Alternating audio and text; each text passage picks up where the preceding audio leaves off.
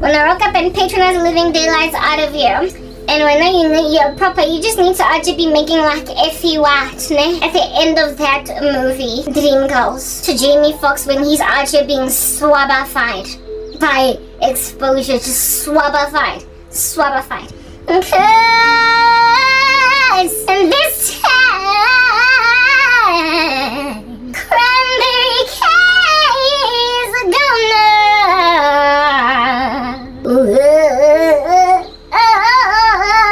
she's gonna win. God, you want to think about? And this time, everybody's gonna win. Christ will enable you to overcome these zinjas that wanna sing you a love song. They want you to know it's for real. Yeah, they want to sing you a love song after singing you a death song, a dirge. They were literally about to go and attend a funeral. Okay?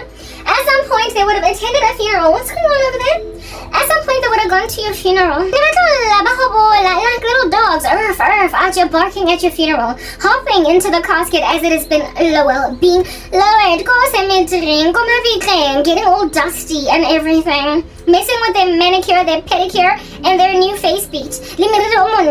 That weave be out falling on your casket the way she's so theatrical at your funeral. That random now wants to sing you a love song. She wants you to know it's for real. Even though at some point she was going to sing you a funeral dirge and do a speech at your memorial. She wants to rob evidence that she was the real deal that lasts forever. But it became clear that she's a saboteur. Hey. And it's obvious that if you didn't survive, she would have sung a dirge for real. She is never going to be true to you, especially considering no apologies coming forever. Bread butter on both sides. Hey, look at you go. Eh? Bread butter on both sides, Joy. Is that what we're doing, sister? Alright, I see it. I observe it with my 2 eyes. I gaze upon it with carefulness, and then I spit it out. Spit it out like the pips in the middle of an orange after you chew it. It's all good. Your leftovers, you're on the side. That's what's good. They unleash live rounds into your body. They unleash live rounds into your heart. Called worthless men. When you was a pretty cheeky, ne? When you was a quiet lady. When you beautiful. For the life of you can't afford to be thrown on the street, being kicked down the road like a can by everyone that's ever loved you. That's why it is a whole thing on the planet. Protect our girls, protect our girls, protect our girls. Please just do it. Protect our girls. And God forbid, shoot this girl be beautiful and then you throw her in the street anyway and you don't protect her. Because then you have literally cast her headlong at the mercy of crazy la-di-da. We like to party, we don't cause trouble, we don't bother nobody. Snoop Doggy Dogg rubbish men. Rubbish men. You literally go and you take your daughters, your sisters, your mamas, your aunties, just any random female in these streets. And even though they were born all cute, when they smile, everybody be like, oh snap. Isn't she lovely? Isn't she wonderful? Isn't she lovely? Yeah, everybody. When you smile, they say that. When you mal away, and then your whole cousin set, your whole brother set, your whole sister set, your whole Tani, Oma, Upa set, like literally anybody that can love you, your best friend, they then throw you on the street. Mal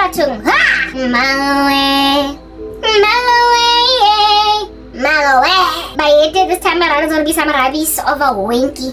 He's gonna bark all night. He is going to try and tear you apart with his fangs. Do you understand? Because who in the world throws mal away and expects her to out here hitchhike? Alright, with any passing, barking, winky, making like Snoop Dogg. Woo, crazy people. Last days conglomerate out here losing their wits. Last days. You are gonna go and throw your pretty girls out there and say, make it, girl, fend for yourself. Fend. And then some stupid little Corvella junkie is gonna be all up on her girl, pouncing like a dog. Winky, who let the the dogs out! You put dogs on females. And Jesus has this to say, leave my daughters alone and let them go and marry my sons. But then you are naive. How in the world you gonna go and grab a woman at all, especially a pretty girl? And the sad thing about it is, the pretty girls are the ones that suffocate the most because of the fact that they're pretty. When you've got a pretty face, you are inevitably going to be endured through envy from other women, and you are going to be wanted by more men than the regular girl on the street. So therefore, the only way to protect a pretty woman that gets shelled by everything in the office is to have her back. But in 2025, it's the last days, they are perilous. Men are lovers of themselves, lovers of money, boastful, proud, disobedient to parents, unthankful, unholy. I could go on. Rubbish. People are just nonsense. So the love of people growing cold throws women at the mercy of crazy people. It's written in God's word that anger is overwhelming and fury is a flood. But who can stand before jealousy? Knowing therefore how utterly devastating worthless men can be in the lives of women, how a man can literally, just by mere virtue of being rubbish, a wanky, Snoop Doggy, Laddy likes to party, after looking at the mirror of which is a sangoma, perpetually just double-doubling 5 minutes at last, and the mirror tells him you are her husband, even though she did not ask for that random kind of rubbish husband. Husband, you know what happens when a worthless guy rocks up in the life of a woman? If he doesn't steal her beauty, he steals her virtue. He steals her character. Worthless men make women evil, and in worst case scenarios, even ugly. Because the woman will either be turning to drugs, she'll be either turning to alcohol, she'll be either turning to cigarettes, she'll be turning to anything that can literally take away her beauty, her glory over the years. Age does not make a woman lose her beauty. It doesn't. There are older women that you can still see with you. She must have been quite the lechadima on the kama. It is not good getting older that steals your glory. It is life that steals the glory of a woman. And a worthless man is freaking life, y'all.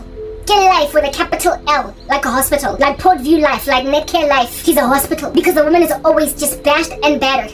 And to cope, to deal, you will do what it takes. You will ravaza yourself with prostitution as a woman, albeit claiming to be a working mom. You will sleep with men and jefela just to maintain abantwana that your baby daddy abandoned taking care of. You will get mean-spirited, horrible, like I said, you will end up taking substances until when you get to 45, 50. People will literally blame in age can ravaza a woman. People will get to the age, you will get to the age of 50, 45, 40. And even though Nolele Khadima, lightning strike, after bringing some trees down, burning a whole neighborhood, even though you were that thing, people will be like, yo, hi, Shem. When the years progress, what's happening now? Look at this woman, she used to be so beautiful. Now that she's 40, that woman was not ravazat. By passing time, fine lines and wrinkles don't take away a woman's glory. Pendulous breasts, stretch marks on the stomach from childbirth, worthless life makes a woman lose her glory if she doesn't take it in her stride in a way that is healthy. And worthless men can be, like I said, life. It's hard knock, hectic. Will give a woman such hard knock life experiences that her beauty will look like it was taken in Jefela by Iskati. But I'm living proof of the fact that time on its own is not enough to ravza a lady. Time on its own is not enough. I mean, listen, women, Yazim, I need to pee. I am so pressed. Time on its own is not sufficient to truly take away a woman's glory. Nonsense that you respond to with nonsense. And so I am right now today being lamb-basted, ransacked, and harassed by the Cherinyana swap. Do you understand? Who are now my age, my peers, 40, 39, 41, 45, 35, who look nothing their age. Because bathathwe nje yitsunami ensha. Emtholega madais. Upopile moto, he rolled a die in front of a sangoma, gambled and succeeded. Ogutagata, pull with a noose. Some chick nje fellow letting mokoning. And now that she's been taken away by the lightning strike of a worthless man, she's looking at me on some, we're all gonna go down this particular Titanic. You're not gonna be the only one that survives. Amatota abolile, so they abandon you to suffocate. I need to pee. Nyabui. I'm back. Yo, there's a cold front in this country, in this Johannesburg of ours. Ezzy, my phones are giving me grief. I'm back from the loo. They're debilitating me. So I have to walk around with headphones in my ear. Cause you know the situation with my sister. I've been explaining, but the ones that I'm wearing now, they don't even have any sound coming. I'm just creating an optical illusion right now. But my headphones are not. Who said it's only this one? This one doesn't work. My Bluetooth headsets. But the one, they're new. I bought them from Temu. They're new, right? Being as new as they are, they're supposed to work. But from the moment I opened them, from the very instant that I opened them, the one on the right ear, this one, would only play for like 20 minutes to half an hour and then just stop. Like it would go off, like tell me that battery's low. No matter how many times I would charge it, it would tell me battery's low. Essentially, there was a factory fault. We're not working from the get-go. Only the one on the left was working properly. Now, it's completely dead. The one on the right is gone, like altogether.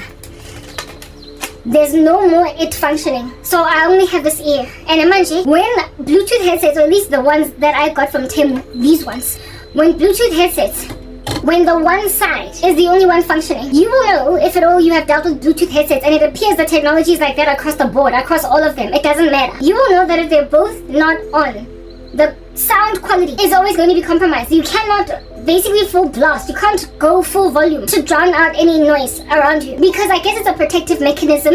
Maybe they got advice from doctors when they were making them, so that if at all the one side dies, the volume of the other side will be really low, so that no matter, even if you like go to the nth degree to increase the volume on the other side will all be very, very, very low. Yeah. So essentially the purpose for which I personally have these Bluetooth headsets is not defeated, because I can't drown out noise on the periphery. I have to rely on, right? I can only lean and rely on, at this particular juncture, I can only rely on, I'm sorry, I am distracted, I'm trying to do edits at the same time, on the optical illusion that there's like loud music in my ear. So the person who keeps on afflicting me with strange stimuli coming on the outside will think that it's too loud for her to say anything to me that's nasty. So for those reasons, she just keeps quiet anyway, because it's pointless to speak. There was a time when it was pointless to speak, but now if she were to say something mean, I would hear it. The malfunctioning of my Bluetooth headsets has cost me. Listen, I'm getting to a point, y'all know I'm full of analogies. I have an iPhone that is now literally, one second, I actually want to go and grab that iPhone to show you what it's alarm. So a lack of understanding as to what in the heaven I'm talking about is not really going to do anything here for anybody. So where did I put that iPhone? Here it is. There is somebody that I live with, my sibling in particular, that every so often speaks vitriol to me out of the blue, fella, unprovoked. Oh, what nonsense. Do you understand? So my solution has been to walk around with headphones in my ear, with music playing at the nth degree, and in particular gospel music, because it affects her terribly, because she's demon possessed. So given that she's got a demon possession issue, like it is so cold that I feel as though at this point we're cute for what? Alright, the demon possession is so exquisite that gospel music really, it helps, it goes a long way.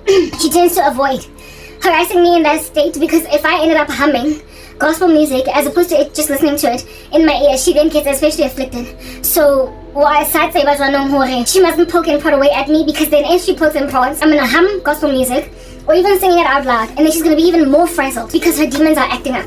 That's what's going on. Alright, so that solution has been working for me for a season.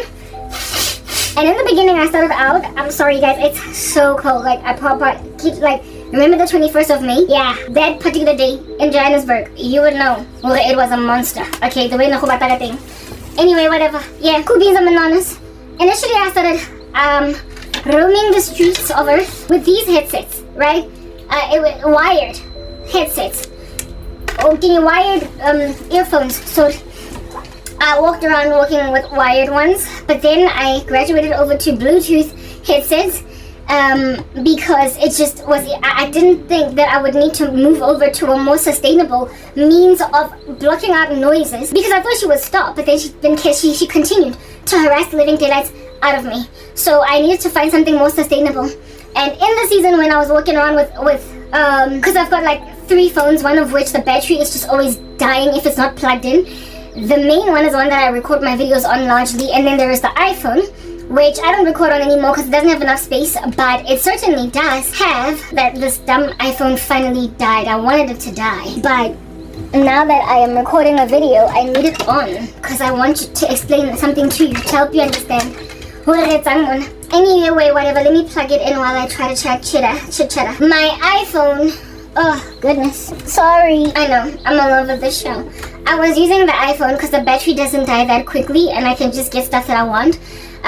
It is an old iPhone, an iPhone 6, but it doesn't even matter that it's old because I was able to get music on YouTube with it, like quite easily. Type establishment thing. But initially I was using headsets, the wired ones. And because of having to walk around carrying a phone with headsets in my ear, and me putting the phone, I didn't have pockets. I started out with just outfits that don't have pockets. When I would put my iPhone in random strange places, it would sometimes like, eventually one fateful day, the wire yanked my phone off the surface that it was on, and it fell on the face. Even though this iPhone has been around for a minute, the screen cracked and a whole bunch of havoc was essentially wreaked in the life of my iPhone device. And initially the phone was working fine, even though the screen was cracked like a spider's web. Even though the screen was cracked like a spider's web, it worked like the way that things work. I was gonna say like a charm, but that's not very Christian. No, is it? But it happened again with my phone falling. It fell for a second time. This time around it fell on its face. And after the second time, the sensitivity of my touch screen was not as sensitive anymore. So I would press certain buttons and they would be unpressable. It was at this particular juncture that then I was like, Karabo, you bought Bluetooth headsets. You will finally lose your iPhone because you have to keep on going in the house with headsets in your ear or something in your ear. So go and use the headsets, the Bluetooth that you bought from Temu. And you bought them for exercise, but you haven't been working out. But now I'm gonna have to use them for this. Fine. I use these headsets, but as time progresses, literally about a month is even long, maybe 3.5 weeks, I don't know. Alright, but after a very short amount of time, I told you from the very beginning, from the get-go, the right headset was not working proper. It was only for 20 minutes and then it would die off. The one on the left would just keep going. I was like, oh, Temu, rubbish. Right, I bought them very cheap at Temu for, I think it was like under $50. Right, they came with another package and what have you, so I wasn't too bummed by them malfunctioning because I didn't even spend all that money on them. But I know that, like, for instance, there was a Bluetooth headset, iPhone, Apple, that belonged to my sister that I found in the house that I took because Onaisile abandoned it, only for me to discover that one of the headsets is dead too. But I believe that those ones, the Apple, the reason why the one on the right is not functioning properly is because the case on the one, either on the left or on the right, the case of either the left or the right earphone, that side is non-functional in the sense that, what do I want to say? I am so like all over the show, but I'm eventually gonna get to a point. The case doesn't charge on the one side, so the headset on the one side, I say headset, but it does actually work. What's needed is just a new case so that you'll be able to charge both the left and the right, right? The ones that iPhone are expensive. Anything, any Apple product will be expensive, but the case is problematic. Maybe because, and again, my sister has had them for like years. Well, not years, but like for a very long time. She probably just kept dropping it. Something happened that caused the charging device to no longer charge on the one side. You can easily buy a case Yahoo charger, go Temu, right? And so therefore it will probably function yet again. But it made me feel like go to the Bluetooth headsets in Jeffela, one of them will always go awry, or both of them. They're not going to work properly. So if you want them for the purpose that I need them for, you need to buy them expensively or what not, right? Eventually, after using these for a good enough season, for like under a month, for crying out loud, the one side just dies altogether. Because of the one side dying altogether. So during the season when I was using the Bluetooth headsets, I would then take my iPhone into the house and just put it somewhere safe where it won't fall. Like in the kitchen cupboard while I walk around doing my thing while the music is playing in my ear. The one side dies. I need both sides to be playing so I don't get insulted.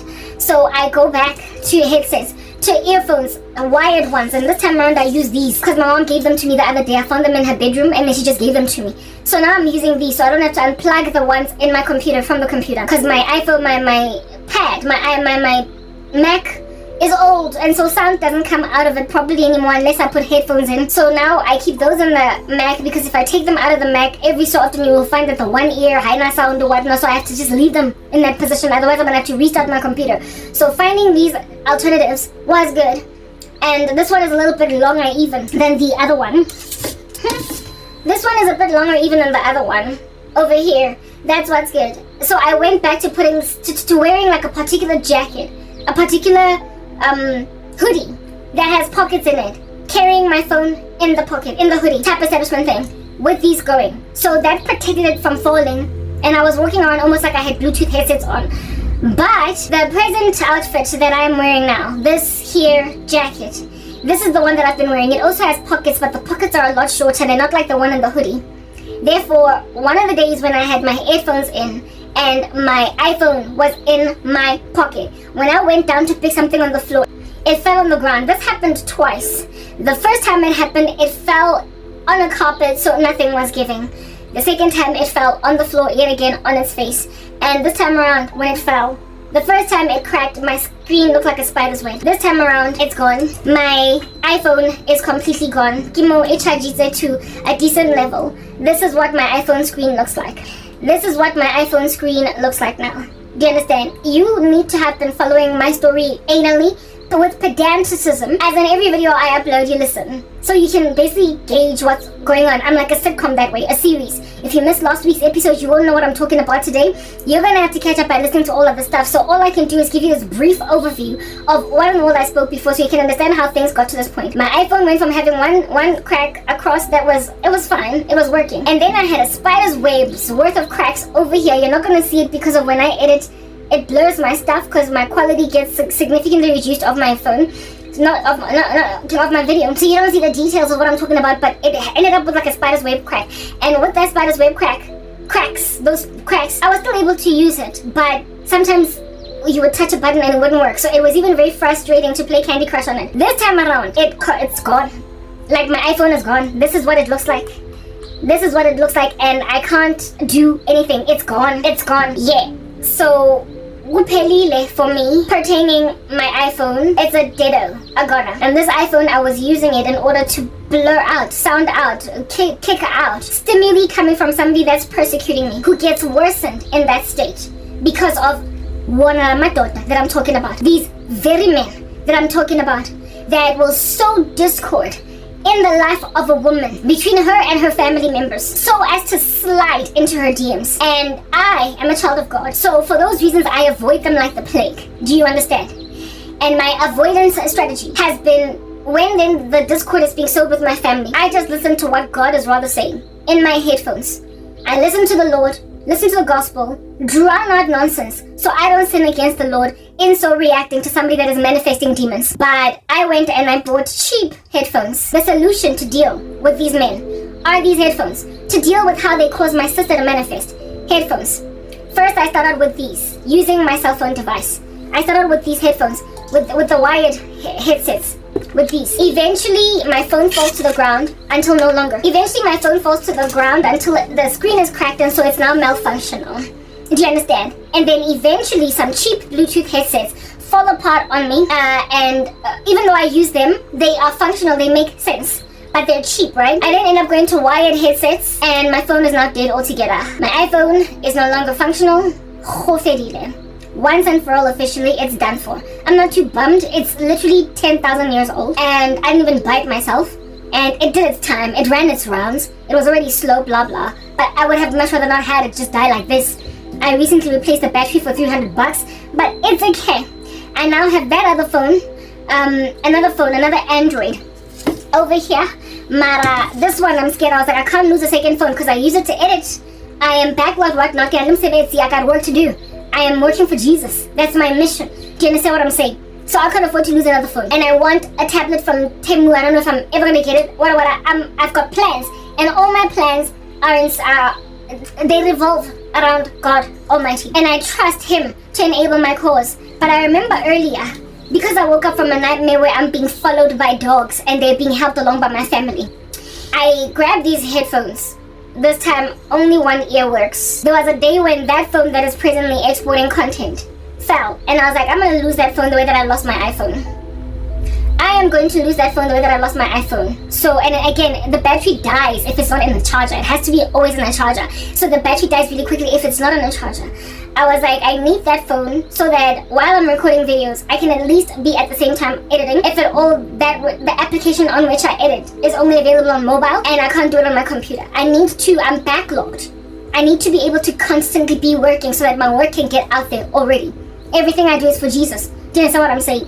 Yeah, so I realized that I cannot afford to lose that phone. I decided that I'm going to go back to using the headphones, and that I'm going to have to just accept that the one side doesn't work. And now I have created such a strong illusion, if you will, or a strong view. There was a screen over me when I walk in with headphones in my ear that there's loud music, and so people can't hear. So I can't hear people. Therefore, because of that, just based on the psychology alone, that I'm very likely with very loud music in my ear. This person doesn't bug me if there are earphones in my ear. She doesn't bug me. So I realized that, okay, look, at this particular juncture, if at all you don't have a phone to walk into the house with that has music playing in it, create the illusion that there is music by just plugging these into your ear. When I went to go pee just now, I just put these in my ear, just to have them in my ear, even though there was no sound coming out, especially considering I'm using this phone to record and the other phone that I have is down here editing, and I don't ever want to unplug this phone because I need it to work for me for as long as possible to enable me to work in parallel as I'm doing my edits. But I walked into the house and I experimented with this first time yesterday without music in my ear, but with these in my ear, to create the optical illusion that there is music so this person can leave me alone. And so far it appears to be working. I have gotten used to having music in my ear. I prefer it when I'm washing dishes. I like the gospel music just going. So now it's just a hobby or a leisurely activity. It is now that which I like to do just because it's what I like to do. So I'm no longer doing it as a strategy to drown somebody out. So it's okay if I've got one of my phones, if at all they're available for me to utilize and not exporting content or me recording on them. For me to have them chilling in the kitchen cupboard with one of these headphones in my ear, knowing that only one of them works. The sound is okay when it's low because it gets lowered automatically by force when only one of the headsets is working, so as to there not be an imbalance in your ears, too much of it. If one of the headphones is working, the sound is significantly reduced. So now I'm listening to the gospel music for no other purpose but the fact that I like it, right? It's no longer a strategy to drown out nonsense. So I've learned or inherited a good practice, a good behavior, to always have something of God in my ear going, thanks to this thing. But the functionality for which I had these in my ear in the first place is now watered down and compromised, right? It is a goner. So if this person decides to manifest on me again, I'm just gonna have to take in my stride that I don't have music in my ear or in my one ear, right? And I can't even pump it up to the point where I won't hear what's coming in on the other side. I'm just gonna have to deal or travel with the one phone that does work. Listen, this phone the one that I'm recording on doesn't even have that plug point that you can use with wired headsets. It can only work with Bluetooth. It's ridiculous. So I'm presently trying to literally procure Bluetooth headsets again from Temu that are not going to die off on me or whatever, or come with a factory fault or give me grief. That's what under heaven it is that I'm presently trying to do for the sake of drowning out persecution. But listen, when I was in the house earlier listening to music on one earphone with both of them plugged into my ear, however, from the cell phone device, the frustration that I felt with there being nothing coming into this ear but something coming into this ear made me say this as I was washing the dishes. It made me say this. It made me say, these Bluetooth headsets remind me of the kinds of little Snoop Doggy Dog, Lottie Dottie, we like to party, we don't cause trouble, we don't bother nobody, we are. Yeah, it made me say that these headsets remind me of those freaks. They remind me of those men, right? In the sense that it is a solution to eradicate something painful in your life, something that's harassing you, something that's afflicting you. But in literally 2 seconds from the time that you employ this strategy, it's gonna fail you. It's gonna fail you. And everything that you will have tried, do you understand? To eradicate whatever stimuli of pain coming into your life, everything you will have tried will have also at some point failed you to a point of something breaking in your life permanently that you needed, that if at all you did not humor or accommodate nonsense of sorts in your stride in the first place, you wouldn't even have this problem. The manifestation of my sibling, of my family, all of these demons and them, I once had a dream and it was quite disturbing, of my older sister, the one that harasses me like this, a prostitute at a halfway house, these woonstels, these townhouses, these communas, these prefabs where pimps house prostitutes, where it is that like proper, it's not like a brothel, but a block of flats or some prefabs or some Wendy houses in a community where pimps have taken prostitutes off the street and then put them in these as their own unique houses. But these women are always to be at their door every single day, whoring, and then a portion of their pay goes to the pimp, and they are heavily surveilled. And I had a dream where my sibling was one of these prostitutes, and drunk and staggering about like the way that she does on a daily basis here. She was sent on yet another mission by her pimp, but because she was held hostage, she had to basically go straight to work. And when I looked in the surrounding environment, it looked like not so much a whorehouse or a brothel, but a whore like village, a whore community, like a block of flats dedicated to housing prostitutes. Like, there is a movie that Salma Hayek acts in. It's quite violent, and I don't pride myself in having watched it at all. Like what is I've like of course left Netflix and everything. I've walked away from allowing myself to consume random crazy content. It's extremely violent. It's like extremely violent. Like, you see some imagery there that is just out of this world, horrific. I believe the lead actress there is Salma Hayek, and in the show, she is a prostitute that has been held. Basically, she's at the mercy or at the held hostage under the tyranny of a very hard-knocked, strong pimp.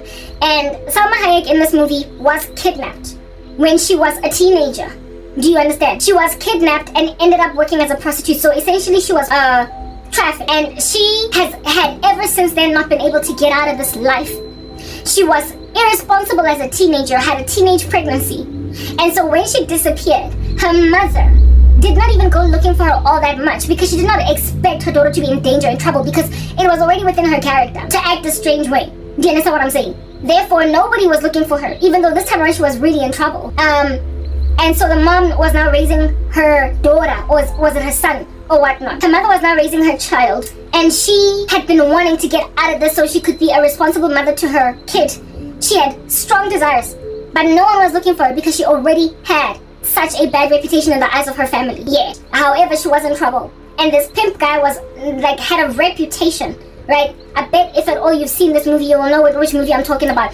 She had a reputation. I don't know if it was Penelope Cruz or Salma Hayek, but one of these actresses that are not from the US per se, like these Espanoli ladies, right? Hispanic ladies. Yeah, she'd been wanting to get out, but there were horror stories communicated of prostitutes who tried to flee from their head honcho pimp guy that were killed in a most horrific fashion for simply trying to escape. So everybody was just scared. Everybody was scared. Everybody of the prostitutes in this, it was a Winsdale. It was a townhouse, like a sectional title, like a complex, a block of flats, and not every flat housed prostitutes, but it largely housed prostitutes, because a whole chunk of this apartment building was owned by these pimps. Do you understand?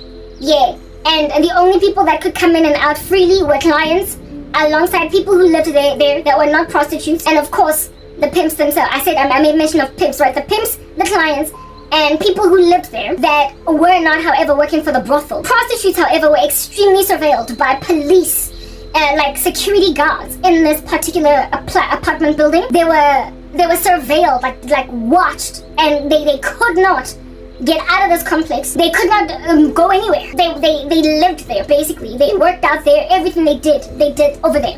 If they want to exercise, they were brought treadmills, they were, etc. Their work, their life was to be lived servicing lewd men. Yeah. But one day, I don't know, this like random criminal, like Salma, one of her clients liked her.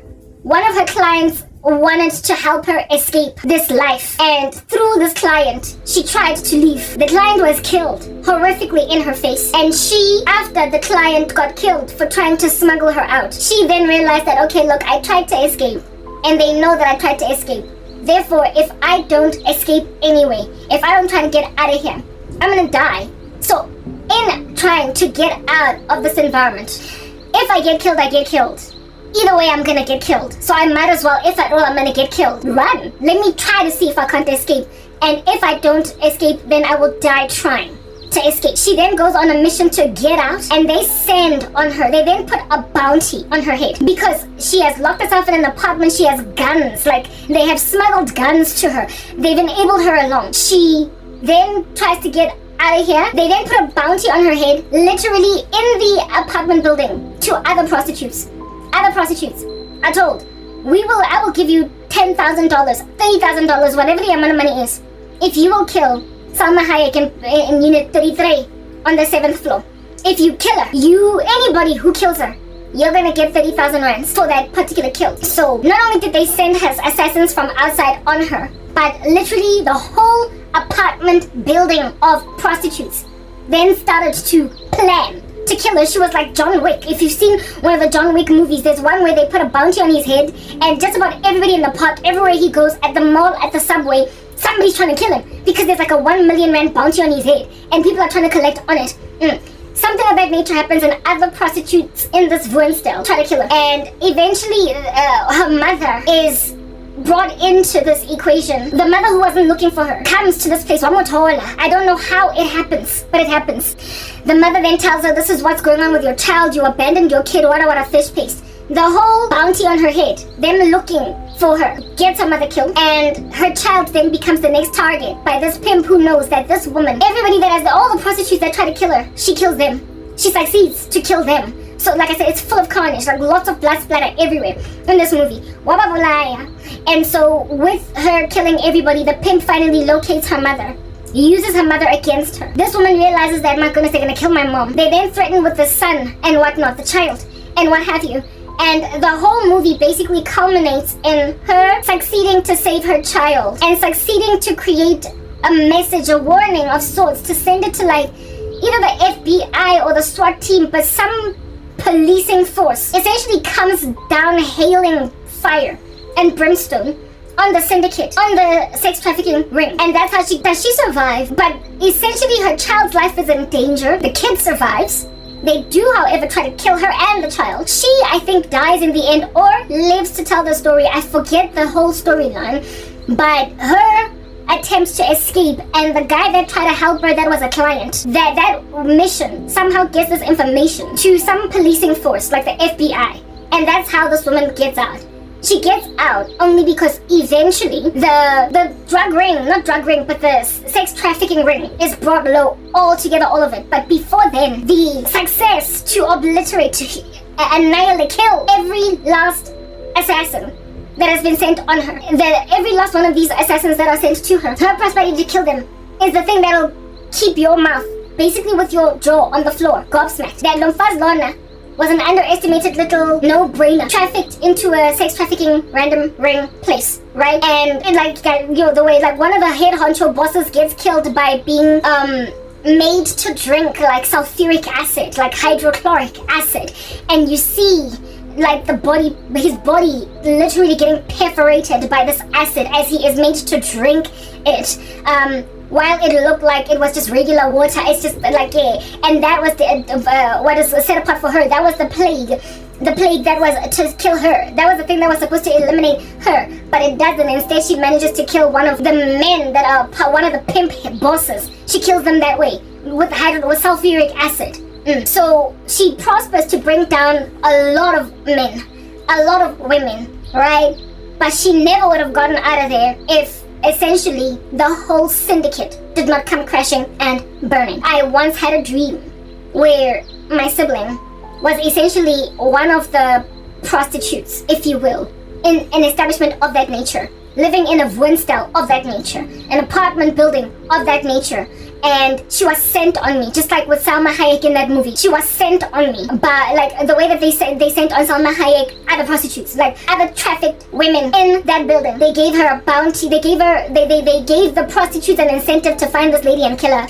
And even one of her friends that she was tied with in there tried to kill her, type establishment thing. And she kept on while this syndicate was being unraveled, investigated by the SWAT team and the whatnot. While all this was happening, her only way to survive was to essentially just keep killing from this apartment where she was at. Just keep killing. Then they used her mom against her, killed her mom, used her son against her, nearly killed her child. I think it was a daughter. I stand corrected. Killed her child, turned best friends against her. One of the ladies in the Woenstel was her best friend. That woman tried to kill her, sent by these pimps that run the syndicate. And in the end, she is in the hallway, and it looks like the walls are closing in, and it turns out that rather what's coming is the SWAT team. Then she survives, but she's got a hard knock wound that is open, that's bleeding out. She's weak because she's been shot or something. And so it looks like she's gonna pass away. She tells herself that I tried to leave, I can't. Her child at that stage was in the apartment, and she's trying to block him from dying, or her from dying. Yeah. but then she eventually gets rescued, right? I think the movie ends with her being, you know how these movies end, like with Reese Witherspoon in Cruel Intentions. She's driving a vehicle, her scarf flies into the wilderness. Some movies end with the person being at the beach in a remote location, essentially having escaped the dangerous terrain. I think it ends like that, but I stand corrected. Movie the Lord has used it a lot of times since I watched it. I wasn't supposed to watch it because it was carnal, and I think it was also just crass, right? Yeah. But nonetheless, the imagery therein is used a lot of times to help me understand the web of incendiary affliction that is encircling women in South Africa, or women in the last days at all, in this 2 Timothy 3 life world that we're living in, where there's just lovers like Janus and Jambres. Do you understand? These men described in 2 Timothy 3 that worm their way into the lives of weak-willed women, seeking to burden them with passions. And when people want to make better decisions for their lives, let go of old habits, right? Let go of nasty lives, like mistakes you made. When you want to break out of that grain of mistakes, they keep women in debauched lives. Like they keep women just hurting themselves with indiscretion. Like Salma Hayek in that movie was at the point of being kidnapped by these traffickers, trying to turn a leaf, and she got kidnapped. However, her family already knew her as this wayward teen, this wayward kid, this wayward woman that would disappear for weeks, months on end, and then come back home and say, "Mama, I'm sorry, Mama, I'm sorry, Mama, I'm sorry." This time around, when she disappeared, it was just another disappearance. So no one was looking for her. Essentially, the Lord uses that movie analogically, those scenes to help me understand sometimes women, and in particular, I will speak to women because this web is harassing women. And there's a 2 Timothy 3 last days disaster.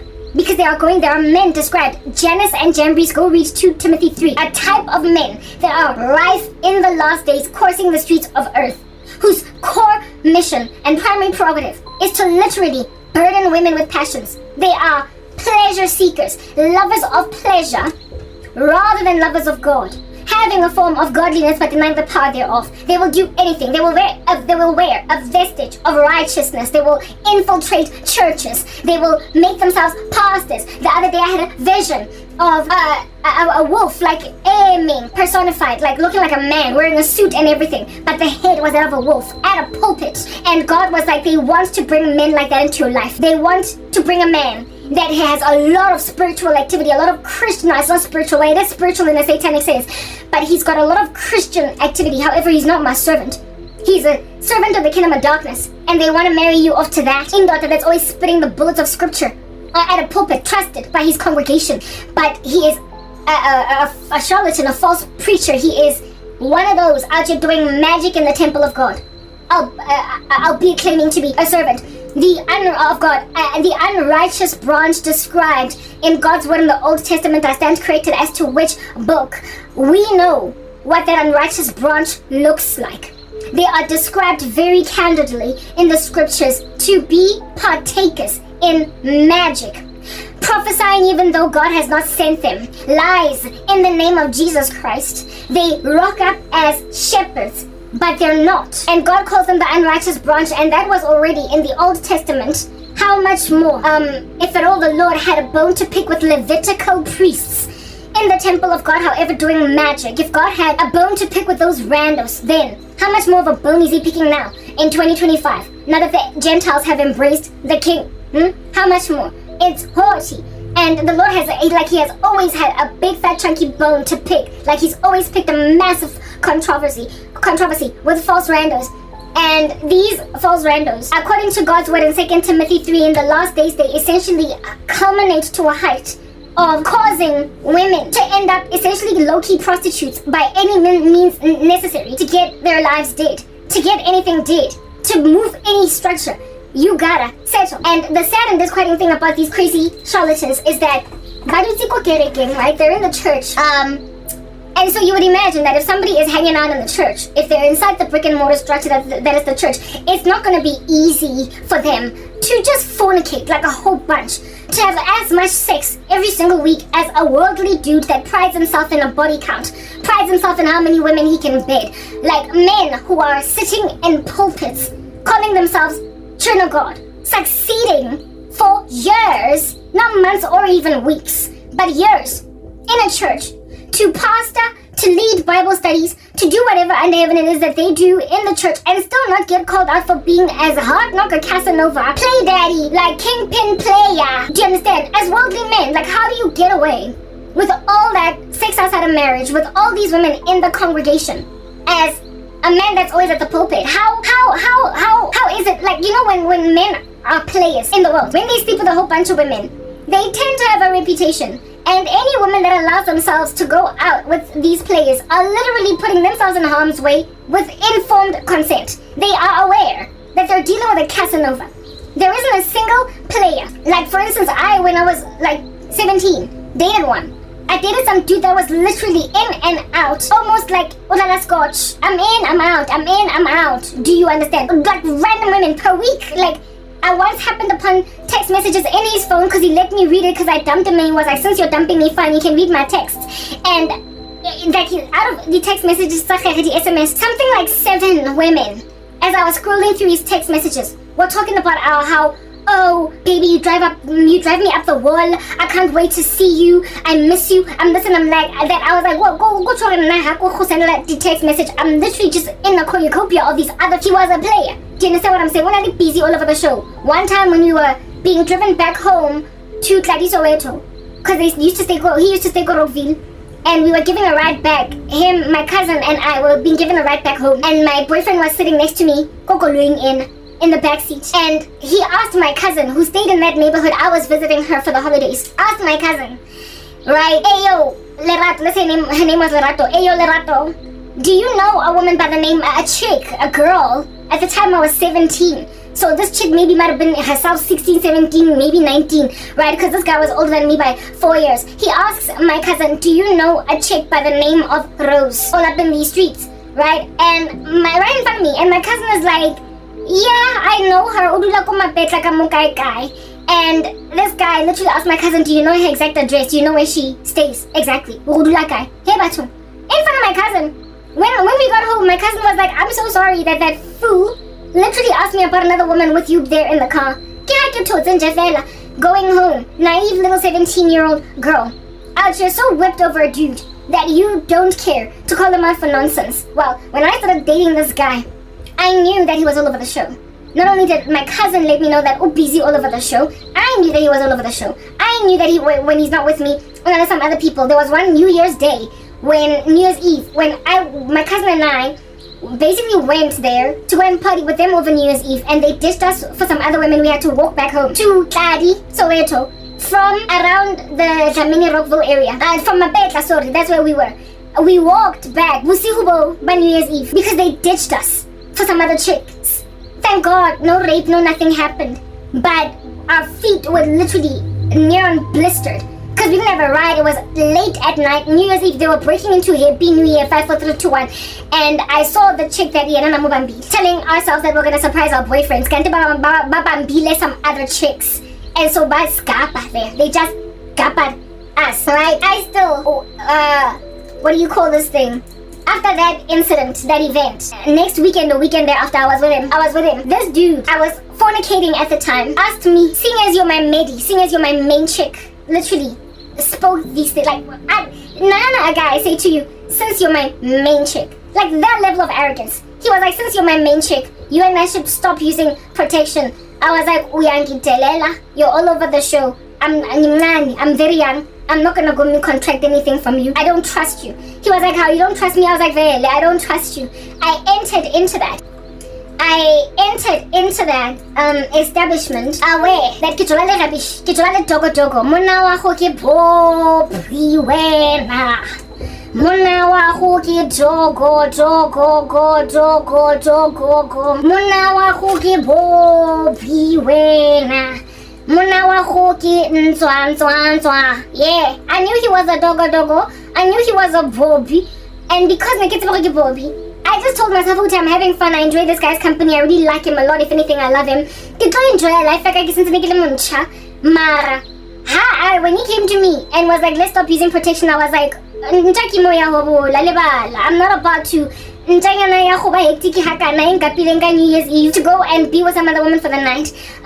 When this random Bobby Dogo, there was a day when I told you guys about I was a cousin. Do you know Lady Chica Rose, a chick by the name of Rose? And my cousin answered him, and then my cousin out here apologizing to me for my boyfriend asking about some other females. That guy, mind you, the same Rose chick, I would come to learn weeks down the road that my cousin didn't but I wasn't there. The girls were partying with their boyfriends, them, scheme sale, and I wasn't there, however, because you know I was that student biology exam, whatever, on that particular weekend next to and my boyfriend Megabambile, and they told me, your boyfriend Megabambile, man, Rose. I was like, oh my goodness, Rose, my cousin's like, yeah, she's beautiful, and I was like, all sad. Oh my goodness, she's beautiful, so good, it's big competition, and my cousin was like, wait, what's going on? She was just a jump off in and out. Una chapa drive by shooting Karabo with you, Oblomile. Like, you know when you pride yourself in the to rechte. Yeah, my cousin told me that this dude did a drive by shooting with the same Rose